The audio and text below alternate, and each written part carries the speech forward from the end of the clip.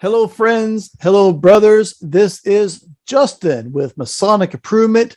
Today, I'm joined by my junior co-host, Dennis Yates. You know, one of these days, I'm going to reach through this computer. If I'm so junior, why do I have the ultimate of perfect logos on my behind me? Oh, You're I'm compensating. seeing. You're compensating for something. He was quick with Well, that that's a whole nother story. I think your cable tool may not be very long. That's an innuendo. Oh man. Okay, brothers, friends and brothers. I'm Dennis Yates, and I'm happy to be here, even though I do have to put up with Justin cutting up and picking on me. You know, I'll just play the victim here and feel sad and depressed and get in my whole little hole here. But first, before I do that, before I hide away and just watch the videos, I am so excited to introduce our. Well, he's becoming a regular. I'm kind of worried that he's going to take my place. I think Justin's thinking about asking. I got my hands full with my own. Right. You got your own gig going. But no, this is it is our great pleasure to have with us Rhit Moore once again, and this time he's actually coming on to show and share the program that he traveled all across the state. There's your editing, Justin. Now you can edit out the whole. I like that. Leave it raw, man. This is gonna be raw. Exactly. You can't, now you can edit out the first part too. So, with us tonight we have Rhit Moore. He's traveled all over the state. 13,000 clocked miles on his car, showing this program to all the brothers in the state, and now he's bringing it to you through our program. We are so grateful that he chose this platform to share this. And Rhit, thank you for coming on. Oh, my pleasure. This is from the very beginning, this originating from Hillsboro Lodge 196. I mean, I felt obligated that it be shared on Justin's show, being a Hillsboro brother. So we've talked about this. I think when we went to San Antonio and visited Anchor Lodge to share it there last year is when I was like, yeah, I think we'll do, when we release it on video, we'll do it on your show. So I finally got the video put together with good audio and some slideshows. Now that what we'll talk about tonight, I will actually, do a presentation of the letter itself. But the presentation I give at Lodge is different. I'm going to touch on some of the things I talk about in there, but it is a little bit different, and it is powerful seeing it firsthand. So I'm still going. Sugarland, I'll be in Sugarland next month, and I'm working on San Antonio, visiting down there. I'm talking with William Batters, Right Worshipful Batters, to go present down there. So it's still clocking miles for sure. Nice. Very nice. Yeah. Well, I'm very excited about this because like you said, we went to San Antonio together. You came to Hillsboro and presented, and I heard you 2 or 3 other places. It feels like I followed you around quite a bit. Yeah. And every time it just gives me goosebumps every time I hear it. So powerful. And I know the more you presented it, like it was always great, but the more you presented it, the more research kind of fell in your lap, and you got added things to it. I mean, it just got better and better and better. Yeah. And by the time you brought it to Hillsboro, it was very polished. And I mean, I got like goosebumps. Just, I feel like the spirit of Culberson was there that night. Dude, I'm with you. Him and Ira Ogden both. And that was such a magical night at Hillsboro too, because I went home with y'all senior deacon, and man, his name slips my mind. He's a war vet. He's got Mohica. A really unique name. Yes, Mohica. And he showed me his great uncle's stuff from World War II. I mean, the doors that were open and the things that were shared from that letter, from veterans and things like that. It's just such a magical year last year going around, sharing the letter. I helped you with some. Well, I didn't help you, but you came to the lodge and we looked through some of the things together. Oh yeah. And still, I haven't even really went through that in depth because Culberson, that's the missing piece to this whole presentation is Culberson's bio. Cause I have Ira's, who was killed in action. Yeah. So this was a young man that was killed in action. So his, unfortunately, life is cut short. So you have an end there.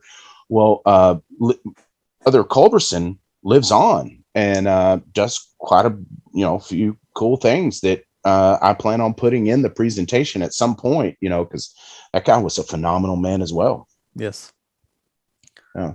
Well, Rhit, let's get right to it because I know that there are brothers all over the state that have heard about the letter. I think every Mason in Texas has heard of the letter. They probably have not all heard the letter. And so this is a great opportunity for them to catch a version of the presentation. So Let's just jump right into it. Let's do it. And before I play the video, just to kind of give you some context, if you haven't heard, this has been dubbed the letter, and it was a brother, Leon Culberson, who was a past master and former DDGM of Hillsboro 196, wrote it on the battlefield and during World War I after one of the worst battles, Battle of Blanc Mont, right near the end too. Dang thing is, it's just a few weeks later and the war ends.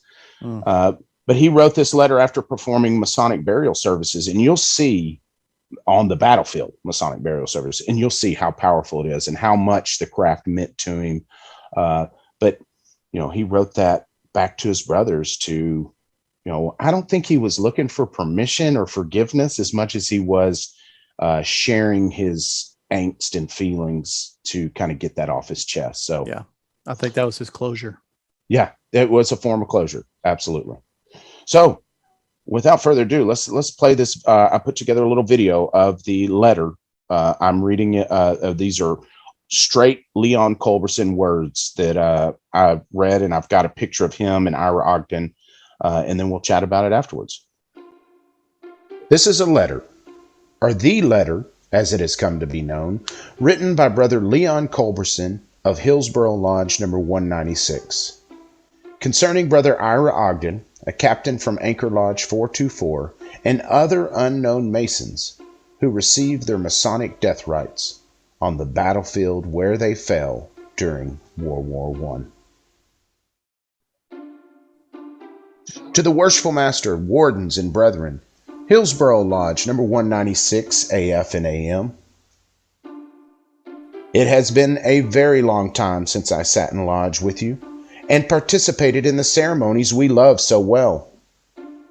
As this season of the year comes around, when many of us enjoyed the pleasures of Grand Lodge, I feel like writing to the lodge of my membership, the only lodge I have ever been a member of, and expressing to the brethren my sincere wishes for a happy and prosperous new year and a continuation of good fellowship and brotherly love.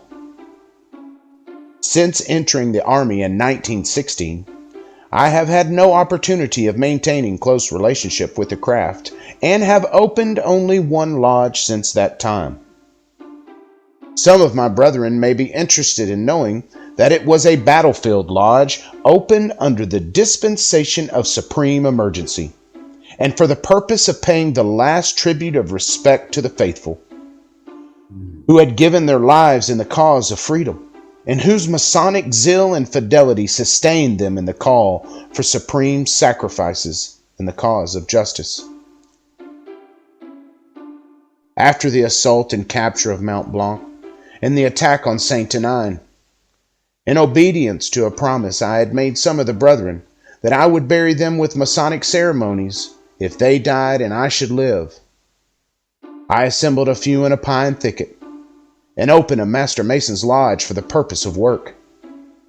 We had no aprons or working tools, and only a little Bible that had been carried through the fight next to the heart of a Master Mason was available to represent the great lights.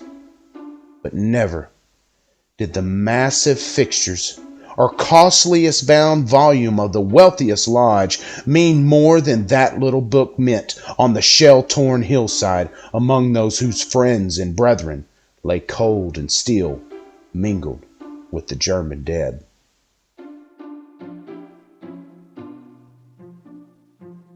Silence We assembled around the grave of a captain who belonged to Anchor Lodge, and there I conducted the service for all the Masonic dead who laid scattered upon the field of death.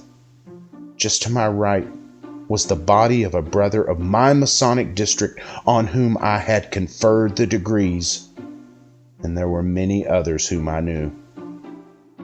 Someday, when the roll of those who died on the field of honor is published, the names of those faithful craftsmen will be known to you. With the honor of the ancient craft, we buried them there, and as the darkness fell upon the desolate and war-torn hills of Saint-Denis, we consigned their bodies to the ground, earth to earth, ashes to ashes, dust to dust, looking forward to the general resurrection as the last day, and the life of the world to come, when the earth and sea shall give up the dead. My brethren, I have been with many of you in the hours of sorrow, as you have been with me in mine, as we have been in the shadows of the dark angel in our homes.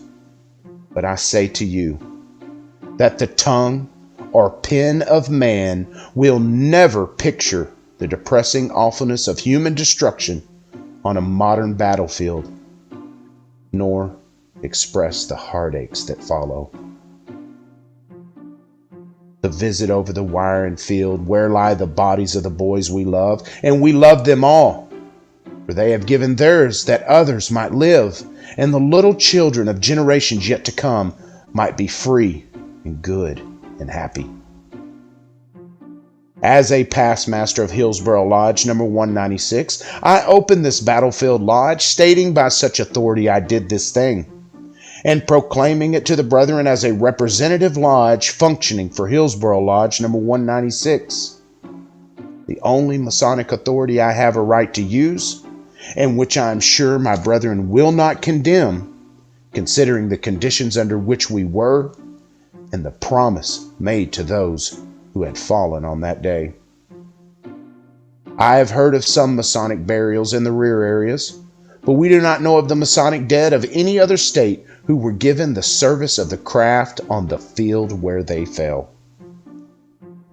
I will not attempt to describe any of the things I have seen, for you read it in the papers, all that censors will allow. But on the naked stump of a shell-broken pine tree on the battlefield where the glory of Texas was made still more illustrious, there is nailed an aluminum can cover, on which is cut with point of a trench knife the eternal emblem of the ancient craft. Over the desolate field it looks to the east, and as the first rays of the rising sun illuminating its rough-carved outlines, it would proclaim, so long as the elements will permit it to be stated, that craftsmen stood there true to their God, their country, their neighbors, and themselves, even unto death. Their memory will be imperishable in the hearts of all men and Masons, for they have exemplified the highest tenets of fraternal love. For greater love hath no man than this, that men lay down his life for his friends. To the lodge that has meant so much to me in my failures and my successes, I send fraternal love and sincere good wishes. Fraternally, Leon Culberson, past master, Hillsboro Lodge number 196, AF and AM. I never get tired of hearing it. Dude,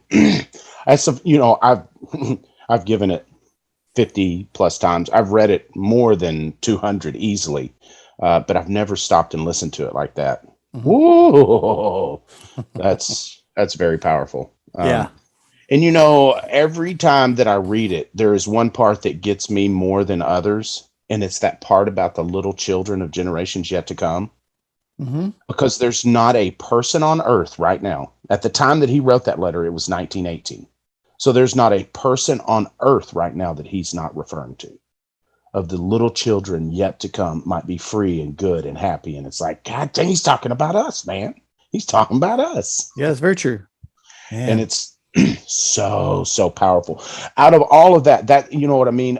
You just kind of catch a glimpse of the pictures there. And if you're a veteran, you understand much more than a civilian like myself.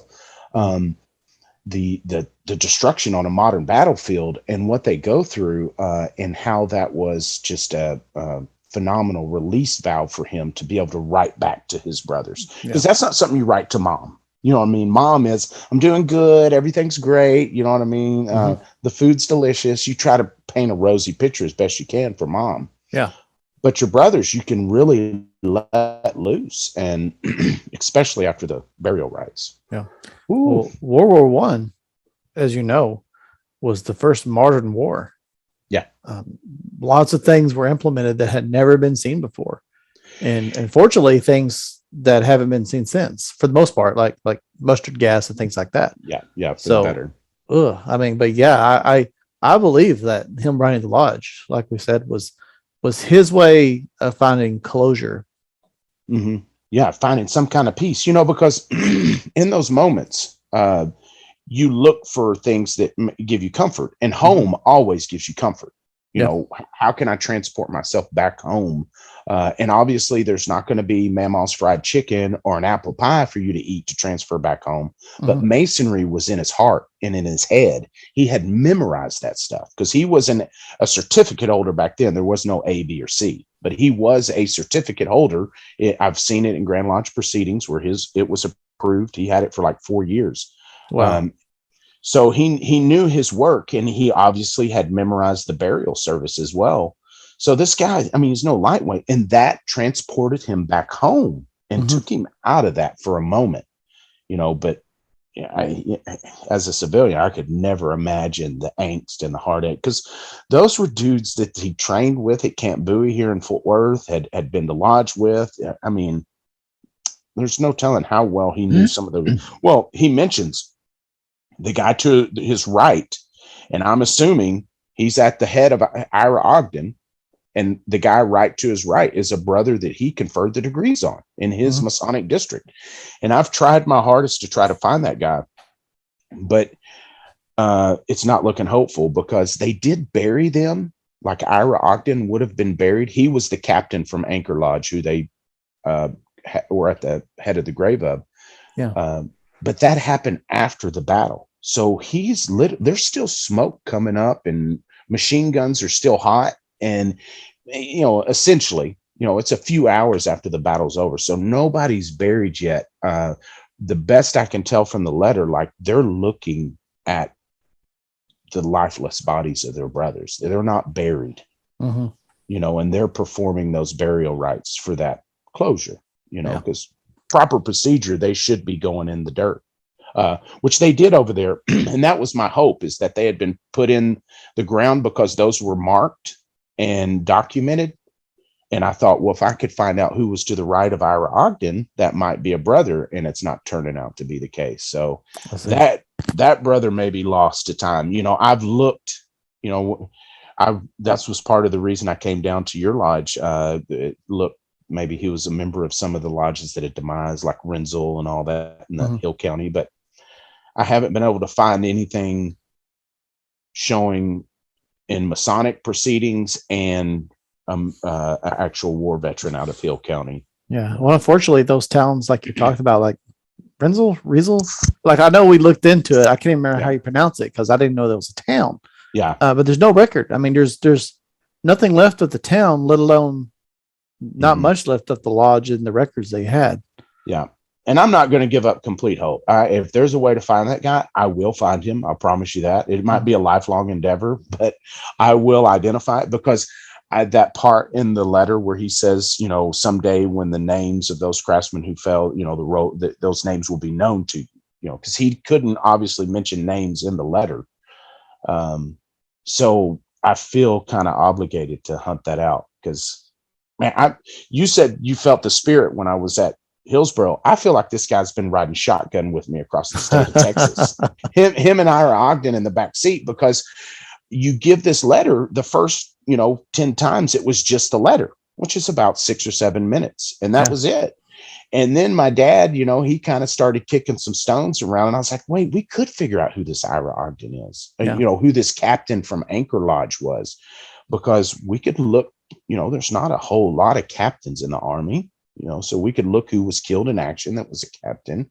And we started cross-referencing that with Grand Lodge proceedings. And lo and behold, there's Ira Ogden, who was a captain in the Army, killed in the same battle, at the same time frame and everything. So voila, we figured out that brother was Ira Ogden. Wow. From Anchor Lodge. Okay, so when it comes to the Battle of Blanc Mont, so this was one of the last battles towards the end of the war, and it was probably one that shouldn't have happened, and it's been nicknamed the Forgotten Victory, but it should be nicknamed the Learning Lesson, maybe, if you want to give it a good name, because it was not a victory. The Germans were actually in the process for retreating for a few days. They had been held up at this Blanc Mont. It's a spot in France that's kind of a wide open prairie, kind of a slope to the top of the hill. So you could just kind of imagine a little hill coming down, and the Germans were at the top of it, and they dug in all around with machine guns, MG8 machine guns, and had, artillery that was firing, because we were coming from one side of the hill and they were firing from the back side of the hill. And they had been there for 4 years. So they had everything set up to basically stomp anybody that came that way. Mm-hmm. Well, if you know anything about World War I, towards the end of the war, the Germans were running out of everything, besides ammunition, basically, for machine guns. But they were running out of food. Morale was on the dip. I mean, everything. The war was pretty much over at that point, but we were still pushing. Mm-hmm. And they retreated, and we claimed victory, kind of thing. You know what I mean? It's hard to speak kind of ill about it, because you feel like you're kind of trouncing on your brothers a little bit, but that's the bottom line is, sure, we could chalk it up as a victory when it comes down to it, because we took over the position, but they left. You know what I mean? And we did capture 2,000 German soldiers. We captured, a couple of pieces of artillery, a little over 300 machine guns. So in the end, we did overtake their position before they completely got out, but they had been retreating for quite some time. Wow. But, you had mentioned how it was the first modern war. Which is true, but you had guys in these general and leadership positions who had fought in wars previous to that. So they were using tactics from like Napoleon tactics. Mm-hmm. So you would line up to shoot, and then the opposing enemy is just mowing you down with machine guns. Yeah. And what boggles the mind is, it's like, all right, we got machine guns and artillery. Well, let's dig trenches and live in those for a while. That makes no sense to me at all, especially with gas, because gas was a part of World War I, which is horrible. Now we've all decided, it's like, look, we'll keep fighting wars, as crappy as those are and as horrible as those are, but we're not going to use gas. We're going to make some rules to this war. Yeah. And we decided gas was too bad, and those guys had to go through it. Yeah. Which, when something is bad enough that everyone just agrees, hey, we're not going to kill each other with this anymore because it's so bad, that says an awful lot. It sure does. And something I didn't know about that mustard gas is that if you have wet clothing or your skin is wet, it bonds to that wetness. So like if you've sweat through your clothes and you've got like in your armpits, or you talk about crotch rotch now, you get a little sweat, and that gas would bind to it and create that irritation. Irritation is such a light word, Yeah. It would debilitate you, even if it was a skin contact. Living in trenches, a huge problem was trench foot, because you're in water. Well, if you're lucky, it was just water, 24/7. And so I could see how that could really affect your legs and your feet. No, there's a great documentary I watched about hygiene of World War I. Because I've just dove into every aspect of this I could. And there was no hygiene. There, you know what I mean? It's World War One, so it's not like soap was a priority anyways. But where did you go to the bathroom in a trench? Because if your head popped up above the parapet, as they called it, lights out. You know, they were going to light you up with MG8 machine guns, or a sniper would pop you. One of the you couldn't other. just be like, time out, guys. Time out. I got to take a bathroom break. Wee wee. Yeah. Really got to take a number 2 here. Yeah. But they would essentially go downhill and dig a latrine even deeper in the trench and use it. No, it's just more cats were killed from disease, you know, dysentery and all that, you know, trench foot, all that kind of stuff, either killed or wounded more men than any of the implements of death that we created. So, you know, I just couldn't imagine. And, you know, modern battlefield again, artillery was brand new, and it was like a kid with a brand new toy. He couldn't stop shooting it. He couldn't stop playing with it. So I think I read at some place it was between 3 and 5 million artillery shells were shot at the Battle of Blanc Mont. Wow. So you're talking about it was a 2-week battle over a 2-week period. I don't even know how many seconds there are in a 2-week period. But it's going to be, you're basically on average going to have one going off about every, you know, 2 or 3 seconds. If not, you know what I mean? It's nonstop. Yeah. And I can't imagine what that would do to the old cabeza, you know, if nonstop machine gun fire and artillery fire and gas coming in from time to time. And then when you're like, okay, I'll just hunker down in this trench, every once in a while, the German airplanes would swoop around and fire machine guns into the trenches. Ain't really nowhere you're going to go then, you know, because if you hop out of the trench to get out of the way, you get lit up that way. It's just absolutely mind boggling. I mean, you know, there is no good war, and I don't want to discount any veteran of any war or anything, but those guys, man, they went through some. Well, the worst and the most brutal and bloodiest battles are always the one that are waged uphill. Historically, if you look at any war, if you're fighting uphill, either you're going to lose, or it's going to be kind of like this victory where you're going to have heavy losses. Lose a lot of men in the process. Yeah. One of the coolest things, one of the neatest things about this in particular time in the war, and the 36th Division, which they were in, which is a pride of Texas, the 36th Division, is that as soon as they came off the battlefield during this time, they had them write what they were feeling, what they felt like they went through, and their thoughts, just anything they had to write down. The Army did it as an experiment for, you know, it was about 3 or 4 months, which was, they deemed an utter failure. But you have 20 to 30,000 handwritten notes in the National Archives that you can go read online.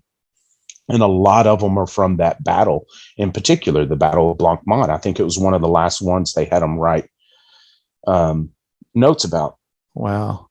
And some of them are absolutely profound. And some of them are what you would think, you know, like, I can't believe you're making me write this bleepity bleep bleep. You know, it's fantastic. It humanizes the whole thing really well. Yeah. So I went down that rabbit hole for 2 or 3 months and read maybe 500 of them, which is a drop in the bucket, because I think there's close to 30,000 of them on there. Wow. That's a lot. Speaking of letters and things like that, I recently found out, and I've been to the museum in the Grant Lodge, the one downstairs, countless times. Like every time there's Grand Lodge between sessions or something, I'll go check it out. That letter that you read is down there. Have you seen it down there yet? Because I haven't been to see it. Sam Gibbons showed me where it was. Yeah, I've walked this countless times and have never seen it. Yeah. So if anyone wants to actually read the letter, go to Grand Lodge and go downstairs, and it's down there in the World War I section. Yeah. And I thought it had just been lost for a while, because it mentioned in y'all's minutes when I came down and scanned and I looked through those that they had read it at the 50th anniversary, which for you guys would have been in the like 20s or something like that. Maybe That sounds about 30s or right. something. It wouldn't have been too long after World War One. They made a big deal. Of course, when they got the letter shortly after, they mailed it to Grand Lodge and every lodge in the district. This is what it says in y'all's minutes. And then it just kind of seemed to go away, which I assume it was put in Grand Lodge ever since that time. I don't know. We need to look into that because that could have been a resurgence of it. Yeah. You know, when was it put in that Grand Lodge, to help, preserve it? Because that was the reason I put it in the last year when I had the honor of being Grand Orator. I put it in the Grand Oration because that goes into the Grand Lodge proceedings. And, not many people read those kind of things, but, every once in a while there's a nerd like me. I read probably close to 70 Grand Orations just to prepare myself for that position, kind of what I was getting into. And man, I'm hooked, it's good leisure reading. That was one of the big reasons that it's my turn. Okay. I'll permit it. That yeah, but he'll edit it here in just a little while. So I will cut it out anyway. Say whatever you want, Dennis. But it really makes sense though that after it was read originally in the 20s or what have you, and then it just kind of went away. It goes along with the whole generation. It was a silent generation, and that's why. Because they went through these hardships that we'll never understand. Yeah. And so it was hard enough for them to process it themselves, much less hear it again. So I think you came in right at the proper time, right as the tides of change are occurring, and you're able to honor the few that are still with us with that, and really honor that generation in what you're doing. Yeah. To me, it's not so much just about Freemasonry and about the letter itself, but to me, you're honoring a full generation in what you're doing, because they went through some horrors, not only at war, but also at home, that, nobody would have today. You couldn't even fathom. You and I talk about living in the sticks, but my grandfather, he lived in a tent, in the Great Depression. Yeah, because they were right on the hills Oak Cliff. Yeah, Oak Cliff. That was tent village. That's what Oak Cliff originally was a tent village, and it turned into an actual city. So these people went through all that. They went through the wars. They went through. So, what you're doing is bringing such a great honor to the let me word this properly so I don't dishonor. So you brought such honor to the resolve that these brothers carried with them each and every day, just getting up and living another day to its fullest. Bringing us the joys and the love of Freemasonry that could have easily been lost through all the hardships that they experienced. Oh yeah, could have easily been extinguished. Yeah, but yes, but they carried it on, and that's just magnificent. Magnificent. And it is a testament to how nothing brings us together like a good story about sacrifices of our veterans. Yes. I don't care what generation you're from. A sacrifice of a vet. It's just like they put themselves in front of so much, and then it's all over, and the battle dust is settling. You know what I mean? And the adrenaline's going away, and you got to make sense of all this stuff. And here was Freemasonry for these guys. And I went to a lodge that was just right across from what's the fort there? Good Lord, Fort Davis. Is that right? Fort Hood. What am I talking about? Fort Davis. Fort Hood. Yes, Fort Hood is down. Fort Hood. I was right across from there, and I presented it to, and I had quite a few veterans come up after who were Masons when they served over in Afghanistan, and they talked about how they would work on the memory work over there to kind of escape. And so it's a timeless. Yes. Yeah, it's timeless. And that's when I realized kind of what he was doing in the moments of writing that letter, because it dawned on me. It's like, yeah, you don't write that kind of letter to your mother. You write that to your brothers who can actually, take that kind of, because that's an emotional atomic bomb. You know what I mean? There's so much to it. Yeah. From the Bible that he talks about. I mean, when he talks about that little bitty Bible on that, shell-torn hillside, we can all relate to that. You know what I mean? Because what a beacon of hope that would have been in those moments. You know what I mean? It's like, oh my God, you've got a Bible?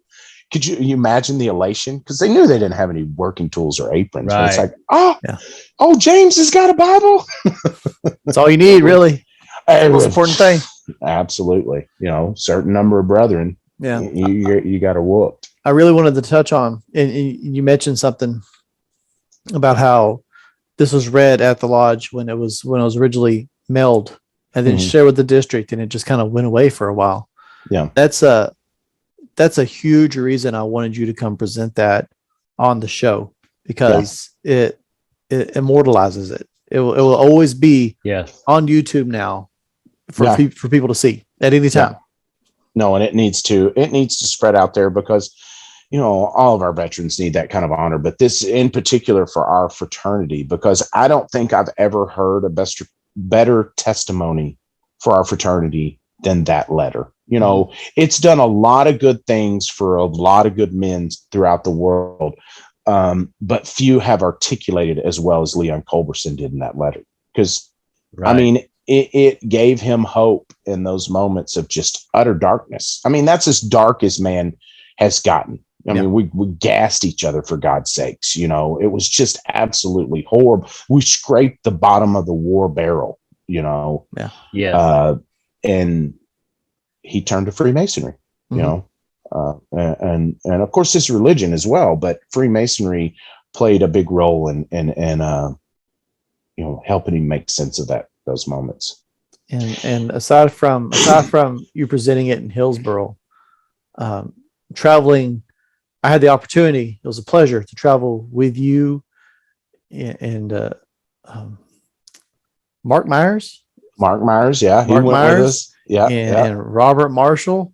Yeah, I mean, talk about shenanigans for one. Like shenanigans ensued. But that's when the goat followed us. Remember that? Robert Marshall's goat followed us out. I remember. That was fantastic. Yeah, but hearing that presented at Ogden's Lodge, was also powerful. I mean, it was that was a one of my top Masonic travels, hands down. Yeah. Hands down. That's the whole thing about this letter for me, is that I had just been installed as Grand Order. I'd maybe been Grand Orator for 30 days or so. And Sam Gibbons texted me pictures of the paper that he had of the letter that you guys gave him copies of about 5 years ago. And he had wanted to take it to Anchor Lodge after you gave it to him, but the pandemic hit. He said, hey, I'm going to go to Anchor Lodge this year and give them a copy of this letter that Hillsboro gave me. He said, read it. You won't believe it. Check out that part about the modern battlefield. And I was like, oh, here we go. And I start reading it, this text picture of a thing that he sent me. And I immediately texted him back. I was like, I'm going with you.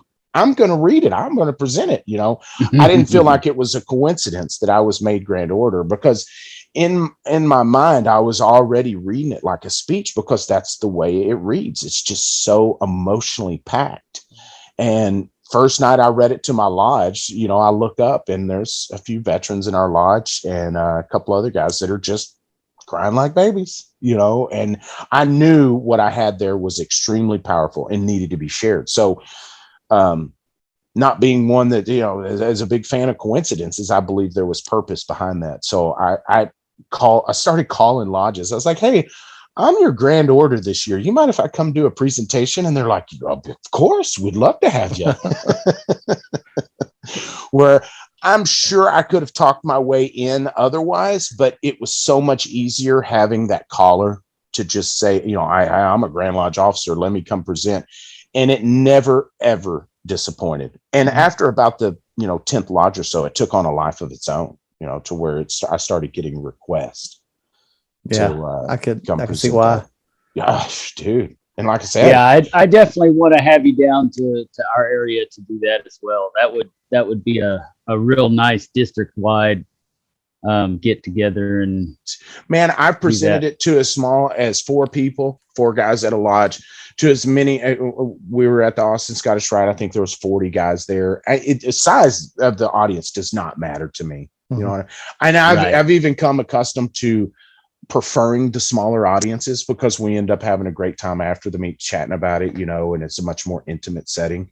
But I've been to El Paso, I've been to, deep East Texas, far behind the Pine Curtain. I've taken it all over the state. The Pine Curtain. I've never heard that. I've gone up north all over. So, I usually do a turnaround trip. 5 hours is my breaking point. Any farther after that, I may need a little help with a place to stay, but I'll come present anywhere. Nice. So have you not heard it before tonight, Dennis? No, I haven't. That was my first time. I'll say. And I grew up watching MASH and all those old, shows, and you come to really cherish the men that sacrificed so much, and though that was comedy, there was a lot of truth, love, and hurt involved as well, and so I really came to it. It's sad to say I got it from a TV show, but I came to really appreciate that generation through those kind of shows, and then documentaries, of course. I'm a documentary nerd. I will sit there and binge watch the documentaries all weekend long, and just take notes on stuff that I want to share later. Well, brother Culberson in this scenario alone deserves his own documentary. I mean, you could probably die for hours into everything that happened. That battle itself. Ira Ogden, the brother who was killed in action, his dad was a famous lawyer, like a connected lawyer. And a few months after, Robert Marshall sent me a picture because he was rewiring or something, a church down in San Antonio. I'm not sure. Of course, he does the history on it because it's really old. Mm-hmm. And the cornerstone was laid by Ira Ogden's father and President Howard Taft. Wow. So this guy was no lightweight. It's just phenomenal. It's like all this stuff just keeps coming to you. Just dude, it's just on its own. Culberson's uncle was governor of Texas. And a very, very famous senator, very, very influential politician in Texas. Mm-hmm. Culberson County out in West Texas is named after Charles Culberson, who was Leon's great uncle, I believe. But when he was in the Army, it was known he had a very influential uncle. And, I don't want to say he's given preferential treatment, but he was given preferential treatment. Yeah. I mean, because he came out of the Army. What we need to do is try and raise some funds and get a documentary made. You can host that documentary. Be legit, man. Be legit on Discovery Channel or something. Yeah. Well, you have to travel on site. I'll invest in that. I would go. Yeah, for sure. Yeah. But this guy, I want to show you guys this. I don't know if you can see Ira Ogden right here. Yeah. Yes. On the cover of this honor roll book for the 36th Division, which is written by Scott Schooner, which I got in contact with him because he posted, I follow him on Facebook, and he posted, hey, I'm about to publish my, he's done so many books. You guys need to go check it out. Because if you want to know anything about World War I, this is the guy with the books to check out. And I was like, hey, that's Ira Ogden on the cover of your book, right? Because I haven't been able to really find a picture. I had to contact the elementary school it's named after him. Wow. And the lady at the desk said she loved the story because I gave her the receptionist the whole story. And she said, send me your cell phone number, sweetie, and I'll send you a picture of the picture we have in the hall. So that's the only one I had. Well, then I contacted Scott and I said, man, is there any way do you have a digital copy of that picture? Here's what I've got. And he immediately sent me a digital photo, which is full body. It's, very cool. Wow. Very high resolution. Great. And he said, do you mind if I put that letter in this book I'm about to publish? I was like, please do. So yes, it's in that letter is actually in that book with a little tribute to Culberson and Ira himself, because Scott's from San Antonio. So he's familiar with Ira's story and everything. And his next book, or some book in the future, he's going to talk about how the soldiers did perform death rites over there. And part of that's going to be the Masonic death rite. So there may be more of that story to come in his books, but it's just another way I felt that the letter has been, solidified in history, because it deserves it. Something interesting that I learned pretty recently, not completely related to any of this, but still related. And a lot of wars you see, well, maybe not necessarily now, but historically, you see a pretty large increase in the membership during a lot of wars. Mm-hmm. Say, for example, like the Civil War. And the reason that this happened is that these people sought membership because if they died on the battlefield, so they knew they would get buried instead of just being left in the field to rot and die. Oh, that's a good point. Yes. I didn't even think about that. And that was apparently like a huge concern, almost like a fear. Like if you're dead, that was in especially your body, prominent in Civil War. Yeah, if your body's left there to the elements for animals or whatever to tear apart and things like that, like your soul wouldn't get rest or something like that. Yeah, the vultures of the air, they eat you up. You don't exactly. Yeah. And so I didn't think about that. That's a good point, because further down the line in Masonry, everybody joined for the I don't want to say financial stability if they fell on hard times, but that's why you joined, because there was no government subsidies out there. And I talk about that with guys at my lodge all the time, that if we want to start talking about solutions for Freemasonry, we got to start looking for that void that Freemasonry fills, because it's done that all throughout history over time. And that's just an example of how it did it. Men joined. Well, and so they didn't get eaten by vultures. Right. Yes, you're absolutely right. And I'll build on that right now. It seems like we have a lot more members they're wanting to uncover the truth in history. We're surrounded by this thing called the interweb, right? Mm-hmm. And so we get all this information thrown at us, back and forth, and we don't know what's truth and what's not, what's real and what's not. And now Freemasonry, I think, is taking on a bit of a role in filling that void in having something to attach to that's real. You're meaningful interaction. Yourself. Yes, exactly. Meaningful interaction with education. Meaningful interaction with education. I can see it in all the. People are always talking about, let's not raise the dues, and I'm not going to make this a thing. They're talking about don't raise the dues and this and that and blah, blah, blah, blah. We can't afford it, blah, blah, blah. But look at the festive boards. Look at how successful our festive boards are, because we want to go and we want to have a meaningful experience with other like-minded individuals and learn something at the same time. We want to hear a great presentation. We want to be moved. We want to be touched.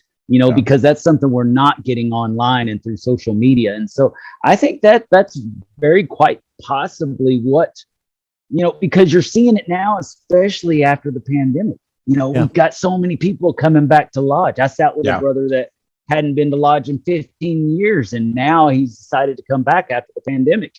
Yeah. And so I think we do have a role, and we need to embrace it and try to nurture it and make it, make it the best experience we can.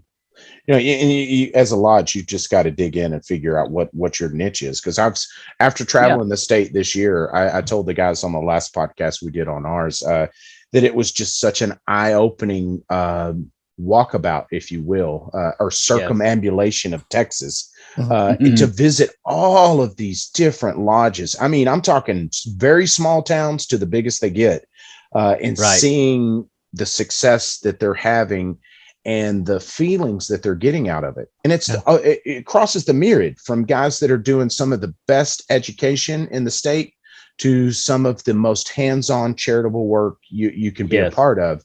And some of the best fellowship. Yeah. Some guys do it up. Yeah. Some guys do it up like nobody else. And it's something to be thought about. Did you say you drove about 13,000 miles? And counting. Yeah. I think I'm over 13 now. Well, I mean, at 13,000, you drove about half the circumference of the earth at that point. So awesome. the earth is, the circumference is 24,000 and some change.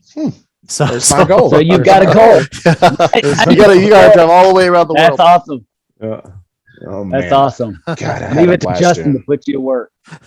Dude, I just going through my mind thinking about all the stuff that because my wife and I went out to El Paso together and made a weekend out of it and watched the sunrise off the Franklin Mountains. And the guys out there just roll out the red carpet because they're on an island in El Paso. I mean, you realize, that's way out there, but until you drive it, because we didn't fly, and I'd do it again. I love that drive. The Grand Lodge of New Mexico is closer than the Grand Lodge of Texas. Oh my God, dude! The Grand Lodge and the Grand Lodge of Mexico, they have a great relationship with them. And I've even read through the proceedings where the Grand Master came back in the late 1800s. Is like, those guys out in El Paso do great work, but it ain't Texas work. Well, understandably. Yeah, absolutely. They're on an island out there. So it was so much fun going out there. I mean, because I felt very special.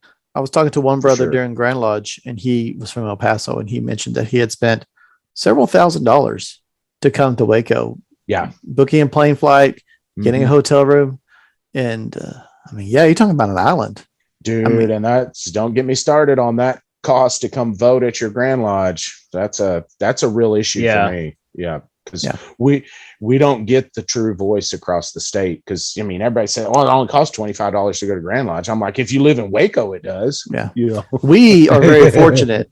Yeah, even Dennis can drive to Grand Lodge at a reasonable amount of time. Yeah. I mean, El Paso. 4 hours is very reasonable. That's for me. That's a reasonable road trip. Absolutely. Yeah. That's fine. I drive. I'll go anyways. I'm just that guy. I'll make the trip. And so many of us are so blessed. That we have the ability, the time, and the finances, and all the things that we need to go. Yes. But when we have a group of 70,000+ members, unfortunately, we are the minority. That's why only less than 1% of our membership shows up to vote at Grand Lodge. Yeah. So, well, Rhit, another can of worms. We'll do next episode. Yes. No. Justin, no, Justin, no. You're not going to tell us goodbye. Not yet. Before we go, I do want to say that I'm excited about officer leadership training this year. These two guys, I'll be traveling around with these two cool cats, and we're going to have a lot of time to just sit and mill through this stuff, man. I can't wait to sit there with a glass of scotch and on Saturday night and just hash through it and argue with Gibbons all night. Officer leadership training in Fort Worth. Unless I'm mistaken, it'll be off the chain because you're going to have Masonic Con and then officer leadership training. Oh, all in the same building. All in the same building. And if you go to both, you get to hear me twice. Here we go. Here we go. I can't wait. Yeah, the key word for OLT this year is shenanigans. Oh, yeah. Absolutely. And it's going to be cool in every OLT as well. I mean, we're going to have the festive board in Houston again, and that was a blast last year. If you didn't get to go, man, those guys know how to party. And we do it in the Shrine building, so we're allowed to party. So that was a great time. No partying in lunch. Yeah. Yes, Yeah. and then and Cody's such a great leader. I'm so excited to be under his leadership and tutelage. Yeah, he's a very organized guy. Like Dude. he is put together. You better have your stuff together. Yes, absolutely. I know it. I need a Cody in my life. I do too. You have a Cody in your life, Dennis. Yeah, I know. Unfortunately, not enough. Don't get jealous. There's not enough Codys for my life. That's for sure. Everybody knows that. The same way. All right, brothers. Well, this, as always, anytime we talk to Rhit, this could always be a 2 or 3 hour conversation. Yes, Rhit, absolutely. do you have any parting thoughts you'd like to share before we wrap up? Man, for me, look through your dang minutes, because this was in y'all's minutes that somebody rediscovered, and you know, it had been lost for a few decades anyways, because when Sam visited, it had been something they'd rediscovered. I think about, you know, they up in Kansas, they rediscovered some stuff that I think it was one of the brothers. It was really old from the Renaissance time. They found in the minutes. There's no telling what you're going to find in there. Yeah. Go through that sucker page by page, and if you're really giddy, get you a scanner and start scanning those things for time immemorial. Oh yeah, needs to be done. But look through your minutes, see what's there, and take care of those records. Yeah, because they're deteriorating.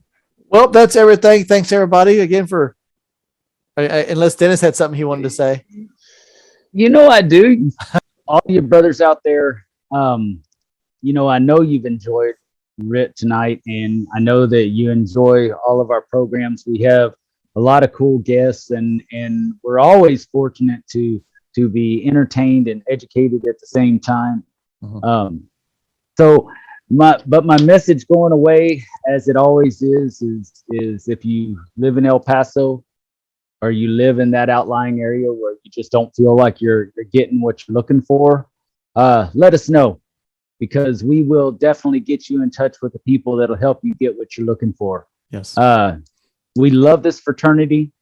We love all the different varieties of members that we have.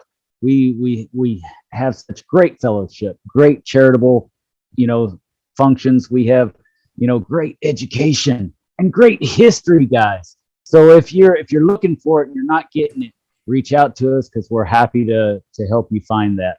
That's our goal in this program, and we hope you enjoyed the show. And I am certainly grateful for Rhit coming on again. This is, he's going to have to end up being a regular to some degree. We're going to have to have him on. Just throw him under the bus. We'll have to do.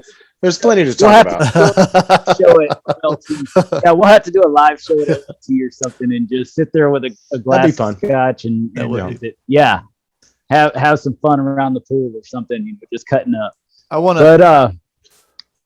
Thank you all. Yes, I want to piggyback off what you said. Just in closing, you said that every lodge has history, and going back to also what Rhit said, go through your minutes. Every lodge has a Culberson. I have no doubt. Some sort or nothing. Yeah, sort of person. You read about them and they're larger than life. Yeah, I mean, even if you don't have a 3-digit number, there's still some cool history in your lodge somewhere. But especially those older ones that have records that are hundreds of years old. Mm-hmm. Just do something to take. And we need to be writing it down. We need to be writing it down and sharing it. That needs to go in TLR, man. The letter that needs to go in TLR. So may or may not be. Yeah, we'll see. We'll see. One thing at a time. I know you're not supposed to publish stuff. I know that, but in this case, it needs to be submitted to be submitted. No, I'm definitely thinking about that. Yeah. Well, brothers, thank you both again for giving your time this evening. Rhit, appreciate you coming back on the show. Sure. I anticipate probably sometime in the future we'll have a reason for you to come back. It's always a great conversation with you. I've really wanted to have this letter shared ever since I heard it the first time. Yeah. And I'm ecstatic that this is going to be. Me too. This is going to be out there for the foreseeable future, as long as YouTube and the podcast exist, it'll be out there for people to listen to. Yeah. No. I enjoyed it, man. Real quick on your on Fort Worth 148, Fort the Fort Worth Masonic podcast. Mhm. So which one are you going to do? I do blue. I'm focused on Blue Lodge stuff. So Okay. just the Okay. kind Very of the wading pool end of the Blue Lodge stuff. I'll talk about like guarding the West Gate, all that kind of leadership stuff. Where Gabe and Billy will do more of the deep end of the pool stuff, and then the other guys will do military, and another set of the hosts will do like after lodge kind of stuff, labor to refreshment. I'm excited. Very cool. Well, you inspired us to do this, and so I just wanted to make sure that more the merrier. People know that you're going to be, doing the same thing as well, and getting back after it. People missed you. We missed you. I'm looking forward to it. And I know we keep wrapping this up. We have a minute, so I'll be very quick. But I have seen other brothers that they're trying to put together a podcast, and they look right now at the pool, and there's lots of kids in the pool. There's lots of podcasts out there. Holler at us. Yeah, I would say there's no competition among any of us. Each of us talk about. We all have our own niche. Mm-hmm. We all address things differently, and so if anyone is looking out there, everybody, yeah. If anyone's looking out there to create something, do it, man. It brings more value to the fraternity. Yep. That said, Absolutely. Thank you again, everybody, for listening.